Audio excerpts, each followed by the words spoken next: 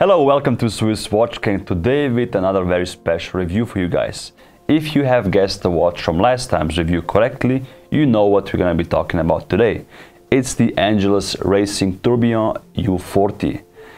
Angelus was revived in 2011 by Le Jouperet and ran by Sébastien Chaumotet, which is a great, some call him a genius movement designer. The first watch they came out with in 2011 was the U10 Lumière. It's a flying tourbillon and a deadbeat second. You might have seen it in our previous video with Esperlux. The watches that followed thereafter was the U20 Ultra Tourbillon, which has a full sapphire main-plate, very difficult to create. And after that, one of my favorite pieces followed, which was the U30 double column wheel split second rattrapante, called also Tourbillon. What Angelus created thereafter was this model. It's the U40 Racing Flying Tourbillon. A very light watch made out of grade 5 titanium, 42mm in diameter and only 10mm thick, which is nothing compared to the competition that is on the market. The U40 Tourbillon, the movement of the model, was made especially for this piece. It's not a movement that was used in a previous watch and then skeletonized, as it's often the case with watch brands. It was especially created as a skeleton movement. What's also special is that both sides, the main plate as well as the bridges on the front, are symmetrical. They are identical cutouts, which is not always a practice. Angelus draws inspiration from high-end architecture, aerospace and supercars, which you can see in some of their design features and also the use of their materials. The skeletonized movement has a black ADLC coating, a snailed decoration, and also it is chamfered. All the screws that you see on the movement itself are mirror or black polished. From the back you can see the ratchet wheel here at 9 o'clock, which has the Angelus logo on it and is sunburst finished. What is also very cool for me on the movement itself is the fact that it has a flying tourbillon at 6 o'clock here. I love tourbillons not for their functional features and abilities, but just because I visually appreciate them and I love seeing them turn around. This is in fact a 1-minute flying tourbillon that Angelus uses here. At 1 o'clock you can see the open worked barrel, which clearly can indicate when the watch is wound or not. Now, where everything is very tight, you can see that it's fully wound.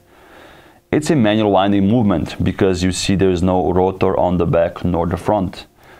The way you can also see, or let's say hear, that the watch is fully wound is by turning the crown clockwise.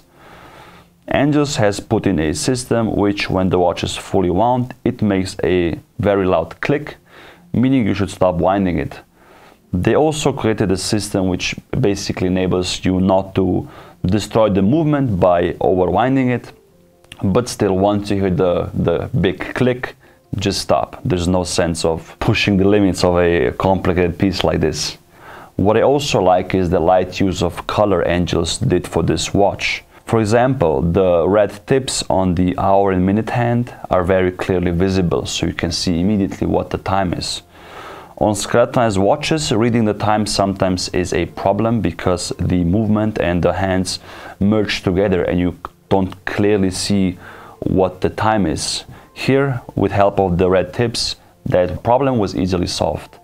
The minute track is also very 3D, which goes around the whole movement and is a two-step minute track with red minute markings and white minute markings for the 5-minute increments.